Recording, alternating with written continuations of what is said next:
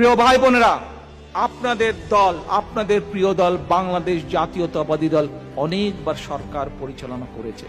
শহীদ জিয়ার নেতৃত্বে সরকার পরিচালনা করেছে, দেশনেত্রী খালেদা জিয়ার নেতৃত্বে সরকার পরিচালনা করেছে। আপনারা কি জানেন? প্রিয় ভাই বোনেরা, মন দিয়ে শুনবেন, বাংলাদেশের মানুষ আজ কিস্তি করে গরুর গোশ খেতে হচ্ছে। খবরে এসছে বাংলাদেশের শতকরা 30% মানুষ আজ সঠিকভাবে 3 বেলা খেতে পারে না।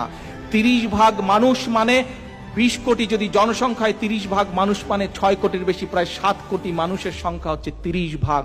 অর্থাৎ ইউকের জনসংখ্যা 7 কোটি, সমগ্র ইউকের মানুষ যদি আমরা ধরি ঠিকভাবে 3 বেলা খেতে পারছে না। আপনারা কি জানেন